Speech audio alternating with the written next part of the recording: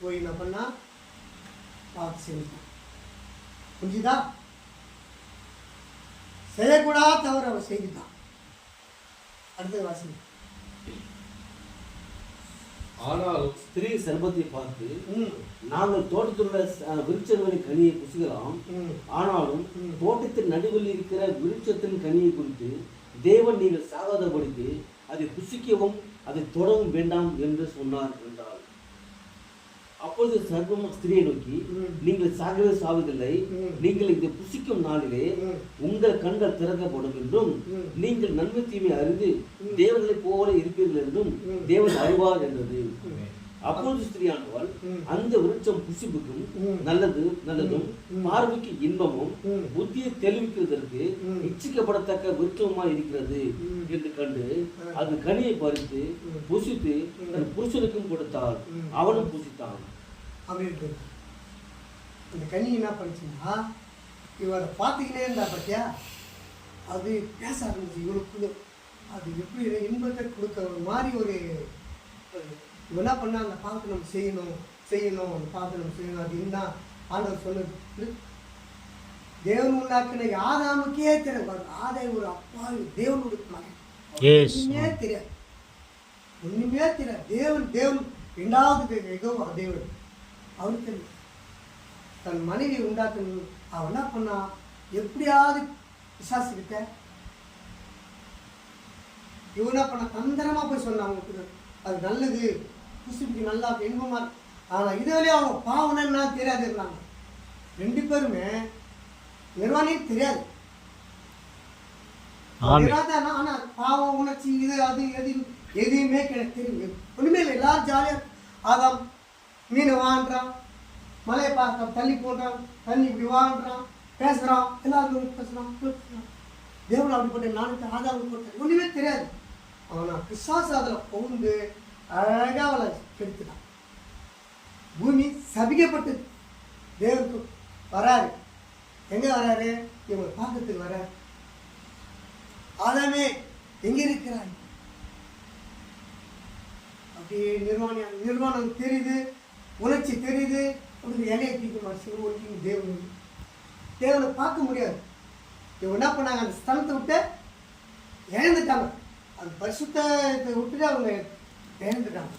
அடுத்த வாசி. பகலில் குளிர்ச்சியான வேளையிலே தோட்டத்தில் உலாவுகிற தேவனாகிய கர்த்தருடைய சத்தத்தை அவர்கள் கேட்டார்கள். அப்போது ஆதாமும் அவன் மனைவியும் தேவனாகிய கர்த்தருடைய சந்நிதியை விலகி தோட்டத்தின் விருட்சங்களுக்குள்ளே ஒளிந்து கொண்டார்கள்.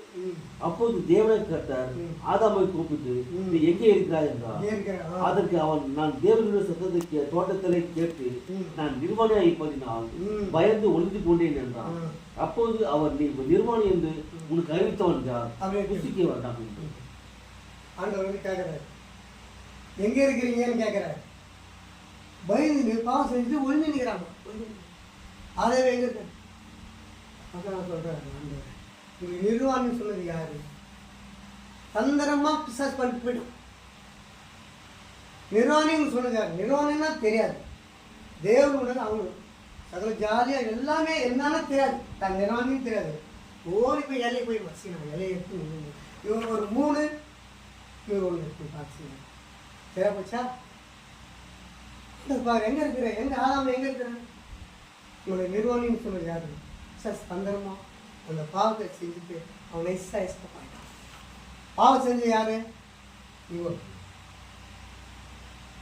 தன் கணவனே மீறி பிசாசுக்கு தன்னை ஒப்பு கொடுத்து ஃபஸ்ட்டு தன்னை ஒப்பு கொடுத்து அடுத்து. அப்போது அவர், நீ நிர்வாணி என்று உனக்கு அறிவித்தவன் யார்? புசிக்க வேண்டாம் என்று நான் உனக்கு விளக்கின விருட்சத்து கனியை புசித்தாயோ என்றார். அதற்கு ஆதாம், என்னுடனே இருக்கும்படி தேவனே தந்த ஸ்திரியானவள் அவ்விருட்சத்து கனியை எனக்கு கொடுத்தால் நான் புசித்தேன் என்றான். அப்பொழுது தேவனாகிய கர்த்தர் ஸ்திரியை நோக்கி, நீ இப்படி செய்தது என்ன என்றார். ஸ்திரியானவள் சர்வம் என்னை வஞ்சித்தது, நான் புசித்தேன் என்றார். பிசாசு என்னை வஞ்சித்து, இது பிசாசு கூட நான் பாவம் செஞ்சுட்டேன்னு ஆண்டவர்கிட்ட அச்சீஸ் பண்ணுறான். எவ்வளோ தைரியமான பொம்பளை பார்த்தீங்களா? பொம்பளை எவ்வளோ தைரியமான பற்றியா? தேவனுக்கு அதிகமாக கோபம் வந்துச்சு. ஒரு ஆட்டை அடிச்சு 2 பேருக்கு ரத்தம் இந்த தண்ணியா அந்த ரத்தமாக ரெண்டு பேரையும் வெளியே தூக்கி விட்டார். இவ்வளோ அழகா தேவன் பார்த்தார். அவர் என்னென்ன எண்ணம் வச்சிருந்தாரு, இவ்வளோ மனுஷன் இவங்க 2 பேரும் எப்படி இருக்கணும், எப்படி செய்யணும். அதனால் என்ன பண்ணார் தேவன், நீ விரோதமான பாவம் பிசாசுக்கு அடிமையா உன் ஆயுசனை குறைச்சிட்ட. பிள்ளை பெறும்படியா நீ எப்படி பிள்ளை பெறுக்கணும் தெரியுமா? ரொம்ப கர்ப்பவாத பண்ணணும், வேதனை பண்ணணும், கத்தணும், ஐயோ பிடிக்கணும் கத்தணும். எப்படி குழந்தை பண்ணுறதுக்கு எவ்வளோ கஷ்டப்படுறாங்க. ஒரு மனைவியானவள் இப்போ ஃபஸ்ட்டு கிழக்கு பிரசவத்தை எவ்வளோ துடிக்கலாம், எவ்வளோ இதை வச்சார் பற்றி ஆண்டவர்.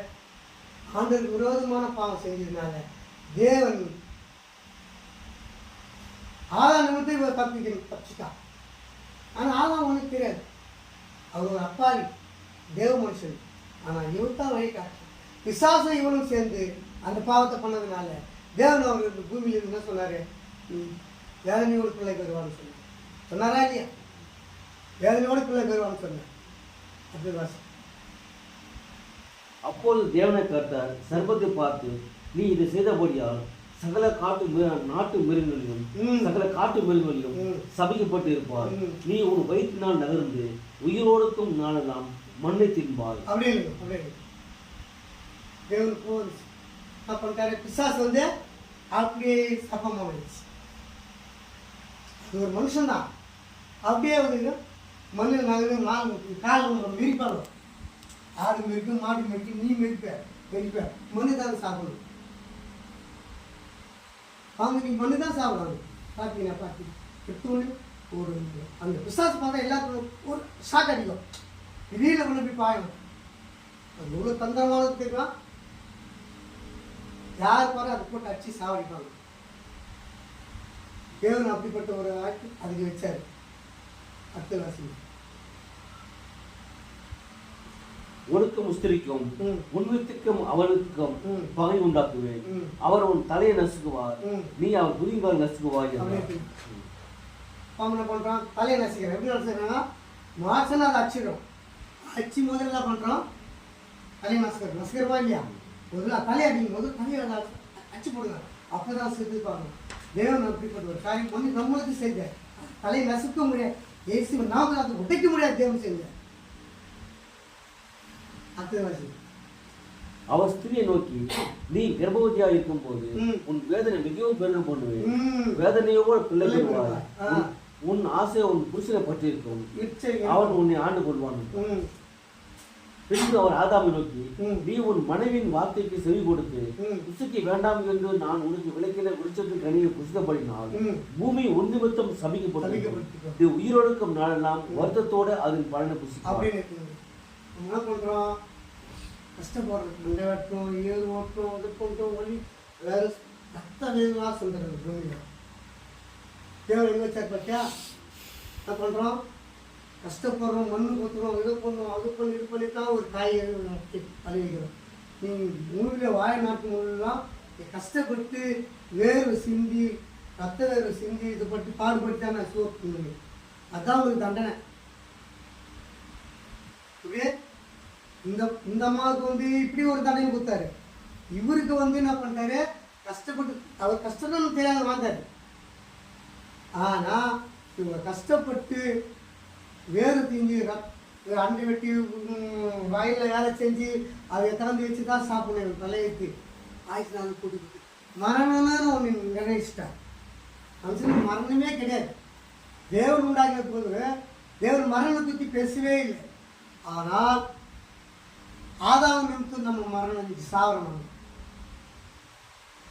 ஆதாம் நிமித்தமா இன்னைக்கு நம்ம மரணத்தை நோக்கி பார்க்கணும். எப்போ சாவு வரும், எப்போ நம்ம வாழணுன்ற என்ன இல்லை, என்னைக்கு சாவு வரும், எப்போ சாவு எல்லாம் எப்போ சாவு என்ன வந்தது, ஆதாம் நிமித்தம் அவன் பாவம் செஞ்சதுனால தேவன் எல்லாருக்கும் ஒரு தீர்ப்பு கொடுத்துரு. இதை பூமியில் தேவன் வந்து உன்னை வேற மாதிரி ஆதாம் இந்த தோட்டத்தில் உன்னை ஒரு நினைச்ச மாதிரி நீ வாழ பூமியில் அவர் நினச்ச மாதிரி அவருக்கு ஆப்போசிட்டாக பிசாசு நினச்ச பிசாசுக்கு நீ அடிமையாகி போனதுனால உன் ஆயுஷ் நாள்லாம் கம்மியாகி போச்சு. நீ சாவை எதிர்பார்த்து கொண்டு இருக்க. முதுகு வலி, முட்டி வலி, சுகரு, பிபி, அது இது எல்லாமே ஒரு எதனால தேவரை விட்டு அவர் கூட இருந்தா இந்த ஆயிருக்காரு உங்களுக்கு. அவரை வச்சு போனல எதெல்லாம் ஒரு மனுஷன் அனுபவிக்கிறான். இதுதான் தேவன் மனுஷனை நிர்ணயித்தது. ஒரு முக்கியமானது நம்ம உணர வேண்டும். ஆண்டவருக்குள்ள நம்ம இருந்தோம்னா ஆண்டவர் பேசி கேட்டுருந்தீங்கன்னா இன்னைக்கு இந்த நிலைமை நம்மளுக்கு வந்திருக்குமா? உனக்கு வந்திருக்குமா? எனக்கு வந்து யாருக்குன்னா வந்திருக்குமா? அந்த நிலைமை சாவு என்னைக்கு ஒரு சாவுன்னு தெரியல, எப்போ சாவு இந்த ஊருக்கு உயிர் போகும்னு தெரியல.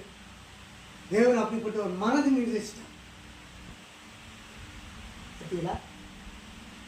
தேவன் இப்படி ஒரு மனது நம்மளுக்கு நிர்ணயிச்சிட்டார். ஏன் அவர் வார்த்தையின் படி விட்டாருங்க. வார்த்தை எழுந்துட்டோம், தேவனுக்கு தூரம் போயிட்டோம். அந்த தேவனுக்கு பிரிவில்லாத அந்த இடத்துக்கே கொடுத்துட்டார். அவர் எதுக்காக உண்டாக்குனாரு? அவர் சொல்லிட்டு போனார் இல்லை, அதுபடி நீ அந்த கட்டி காப்பாத்தினியா? இருந்தியா? ஒரு பொம்பளை என்ன பண்ணா பாரு, பார்த்தீங்களா? எவ்வளோ ஒரு கேவலமான ஒரு பொம்பளை பூமி சரிச்சிட்டான். அவளால் அந்த பூமி பாவமாக நெருங்கி போச்சு. அதனால் தேவன் மனஸ்தாபப்பட்டார். மனுஷனை உண்டாக்குறது ரொம்ப மனஸ்தாபப்பட்டார் தேவன். அவர் வேற மாதிரி வைக்கிறதுக்கு இருந்தார். அவங்களால இன்னைக்கு நீயும் நானும் இன்னைக்கு என்ன பண்ணுறோம்? வலி, வேதனை, சாவு, இதுக்கெல்லாம் எப்போ சாவு சேர்த்துட்டாங்க, இவங்க சேர்த்துட்டாங்க, இது சேர்த்துட்டாங்க. அவர் ஆக்ஷன் ஆகிட்டு எதனால்? தேவனுடைய திட்டம் பிரிக்கப்பட்டார். இதுதான் உண்மை. அடுத்தது வாசிங்க. அது உனக்கு முள்ளும் குறுக்கும் உடம்பிக்கும் வெளியின் பயிர் வகைகளை புசிப்பாய். நீ பூமியிலிருந்து எடுக்கப்பட்டபடியால் நீ பூமிக்கு திரும்ப மொத்தம் உன் முகத்தின் வேர்வையால் ஆகாரம் புசிப்பாய். நீ மண்ணா இருக்கிறாய், மண்ணுக்கு திரும்புவாய். அப்படி ஒரு கலை ஒரு விதை வச்சா அதுக்கு முன்னாடி களை தான் அதிகமாக இருக்கும். அது எத்தா தான் நீ இந்த பயிர் நல்லா வளரும். என்ன பண்ணுறோம்? களை கொத்தணும். கொத்து இவ்வளோ கொத்து வேறு உடம்புலி களை கொத்து எல்லாம் க்ளீன் பண்ணி இதெல்லாம் சரி பண்ணு. வேறு ஊற்ற முடியல, உடம்புலி இருக்கணும், வெயிலில் எல்லாம் களை பிடிங்கி இடிக்கி தான் ஒரு பயிர் ஆக்கி எடுக்க முடியும். சாப்பிட முடியுமா?